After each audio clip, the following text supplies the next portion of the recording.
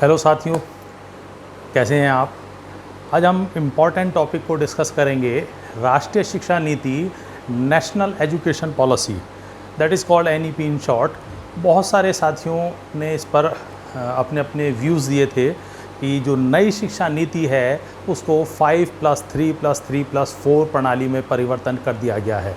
तो बहुत सारे जो साथी हैं, बहुत सारे जो छात्र हैं, उनमें ये कन्फ्यूज़न है कि ये प्रणाली है क्या। तो आइए आज हम इसको डिटेल में डिस्कस करेंगे कि what is 5+3+3+4 system which is adopted in new education policy. जो नई शिक्षा प्रणाली है उसमें इसको ऑप्ट किया गया है। तो ऐसा क्या है इसके अंदर, वो सारी चीज़ें हम यहाँ डिस्कस करेंगे। ठीक है, आइए स्टूडेंट्स अपना स्टार्ट करते हैं सेशन। राष्ट्रीय शिक्षा नीति 2020 national education policy, that is called NEP. और ये एक बहुत ही आज के टाइम का इंटरेस्टिंग और क्यूरियस टॉपिक है, व्हाट इज़ 5+3+4 प्रणाली। स्टूडेंट्स, अभी तक जो हम ऑप्ट किए हैं, जो वर्तमान शिक्षा प्रणाली चल रही है, that is called 10+2 system. 10+2 system है क्या? अभी तक जो बच्चा हमारा इनिशियल स्टेज पर लगभग क्लास एज 3 से 3 वर्ष की आयु में वो प्रवेश करता था फॉर्मल एजुकेशन के अंदर, जहाँ वो आपके नर्सरी, देन LKG, UKG ये शिक्षा ग्रहण करता था। और देन आफ्टर 6 वर्ष की आयु में वो कक्षा 1 में प्रवेश करता था, और तब हम उसको अपनी एजुकेशन सिस्टम में उसका समायोजन मानते थे।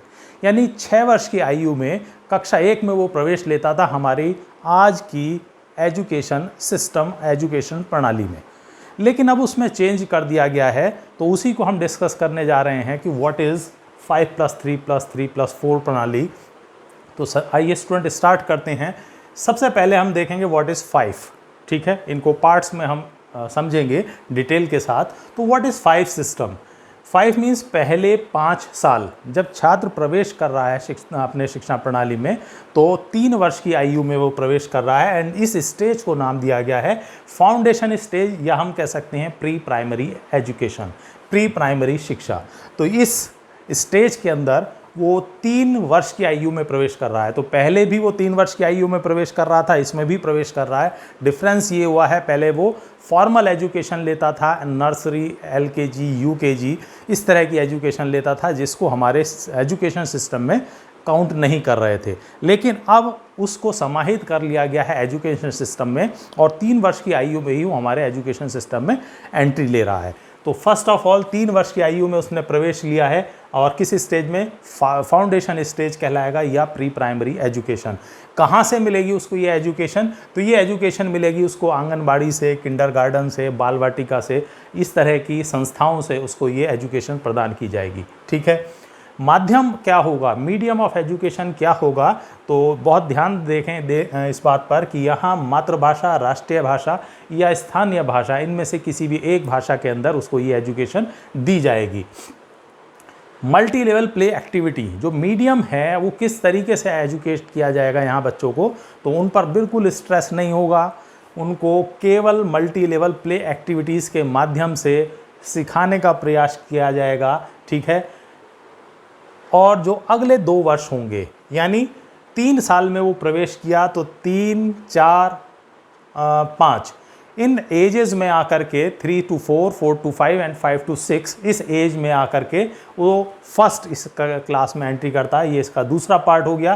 पहले ही फाउंडेशन स्टेज का सेकंड पार्ट, जो शेष 2 वर्ष हैं शुरू के 5 साल के, उसमें वो कक्षा 1 और 2 की शिक्षा प्राप्त करेगा। ठीक है, और इन सभी में उसमें क्या जोर दिया जा रहा है? भाषाई क्षमता। कक्षा 1 और 2 में जो जोर दिया जाएगा वो भाषाई क्षमता पर जोर दिया जाएगा। और मीडियम ऑफ एजुकेशन यहाँ पर भी वही होगा, मातृभाषा में या राष्ट्रीय भाषा में, या साथियों अपनी स्थानीय भाषा में उसको सिखाया जाएगा। ठीक है, तो इस तरीके से यहाँ तक सारी की सारी एजुकेशन केवल मातृभाषा, राष्ट्रीय या स्थानीय भाषा में है, और केवल उसको प्ले एक्टिविटीज़ के माध्यम से सिखाया जाएगा और जोर दिया जाएगा उसकी भाषाई क्षमताओं के विकास पर। भाषाई क्षमताओं पर जोर दिया जाएगा कि उसमें भाषाई क्षमताएं डेवलप की जाएं प्ले एक्टिविटी के माध्यम से। अब यहाँ तक पहुँचते हुए उसकी इस स्टेज से बाहर आते समय एज हो जाएगी 8 वर्ष। 8 वर्ष होने पर अब वो सेकंड स्टेज में आ जाता है, जो है हमारा ये 3 सिस्टम। अभी हमने डिस्कस किया व्हाट इज़ 5, अब हम ये नेक्स्ट 3 क्या है। अगले 3 वर्ष स्टेज को कहा गया है प्रिपरेटरी या प्राइमरी शिक्षा। प्रिपरेटरी स्टेज कहा गया या प्राइमरी शिक्षा, तो यहाँ पर एंट्री ले रहा है वो 8 वर्ष की आयु में और कक्षा 3, 4, 5 की शिक्षा को वो वहाँ ग्रहण करेगा। ठीक है, क्या क्या इसमें होगा, तो यहाँ पर भी जो मीडियम ऑफ एजुकेशन होगा वो मातृभाषा होगी या राष्ट्रीय भाषा होगी या स्थानीय भाषा होगी। यहाँ पर भी प्ले एक्टिविटी होंगी, लेकिन उसके साथ साथ डिस्कवरी और इंटरेक्शन आधारित कुछ शिक्षाएं दी जाएंगी। उसमें खोज प्रवृत्ति विकसित करने का प्रयास किया जाएगा प्ले एक्टिविटीज़ के माध्यम से। उनके इंटरेक्शंस कराए जाएंगे डिफरेंट तरह की एक्टिविटीज़ से, जिससे कि उनमें क्या विकास हो, भाषाई विकास हो, जो पहले हम उसी पर जोर दे रहे थे, और उसके साथ साथ यहाँ गणना क्षमता पर भी जोर दिया जाएगा। ठीक है, तो लेकिन आप देख रहे हैं कि कहीं पर भी ये रटने वाली विद्याओं को, रटने की मेथड को अपना नहीं किया गया है, उनको छोड़ा गया है। यहाँ पर त्रिभाषाई सिस्टम लिया गया है। त्रिभाषाई सिस्टम का मतलब है कि अंग्रेजी को एक भाषा के रूप में, अंग्रेजी एक लैंग्वेज के रूप में होगी और 2 अतिरिक्त भाषाएं वो बच्चा वहाँ पढ़ेगा, और ये कौन सी वो भाषाएं होंगी वो वहाँ की स्टेट गवर्नमेंट डिसाइड करेगी।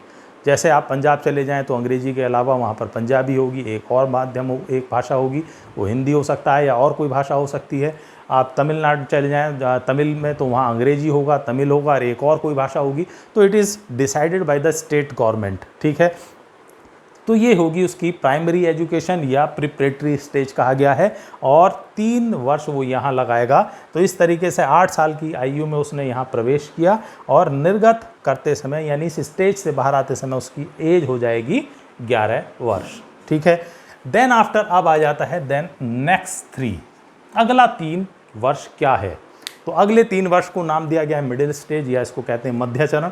तो यहाँ प्रवेश करते समय आयु कितनी हो गई है, 11 वर्ष, और 3 साल में वो कक्षा 6, 7, 8 की शिक्षा को ग्रहण करेगा। ठीक है, इसमें क्या क्या सीखेगा, क्या क्या होगा, तो यहाँ जो शिक्षा होगी वो होगी एक्सपेरिमेंटल बेस, यानी प्रयोगात्मक शिक्षा पर जोर दिया गया है। तो अभी तक आप देख रहे हैं कहीं पर भी ऐसी शिक्षा पर जोर नहीं दिया गया है जहाँ बच्चों को रट करके मार्क्स लाने के लिए प्रेरित किया जाए।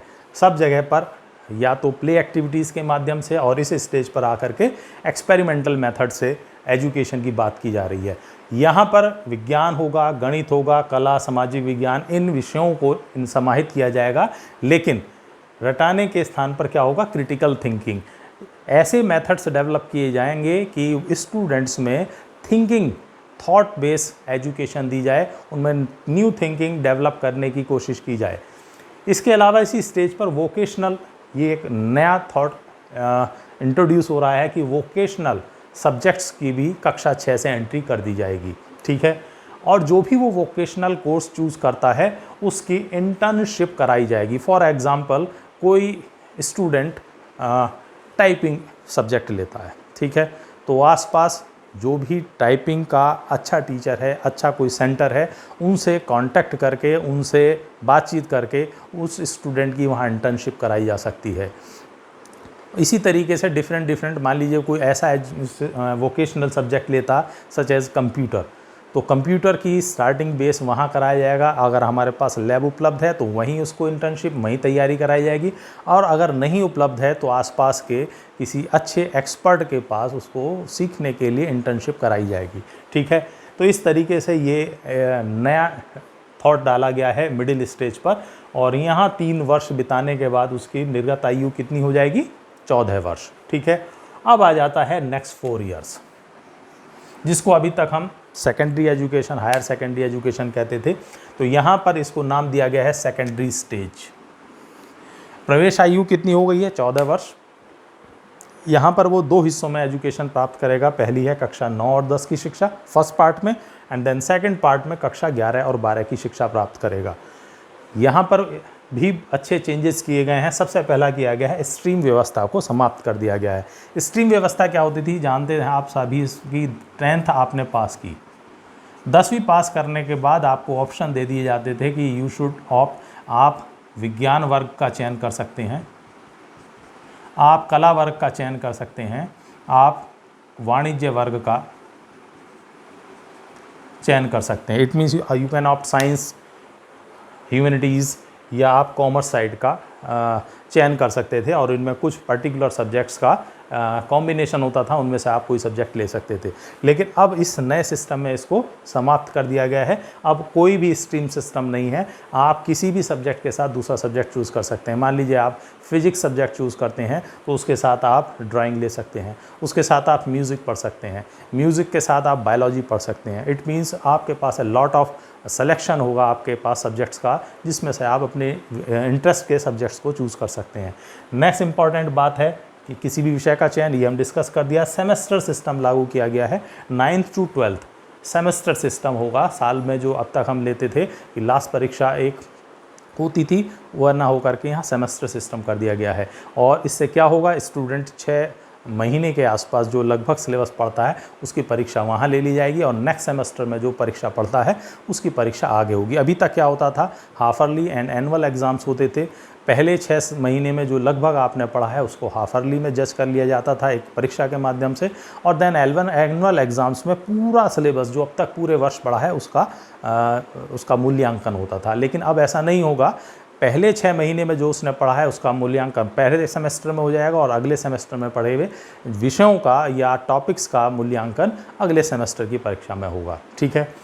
10वीं बोर्ड की परीक्षा समाप्त कर दी गई। अभी तक स्टूडेंट पहली बार 10th बोर्ड फेस करते थे, अब 10th के बोर्ड को फिनिश कर दिया गया है। लेकिन 12वीं में बोर्ड परीक्षा होगी, उसका क्या तरीका होगा उसको अभी ओपन नहीं किया गया है, ये धीरे धीरे हम लोगों को पता चल जाएगा। तो इस तरीके से आप देखें कि ये सिस्टम है 5+3+3+4 सिस्टम्स।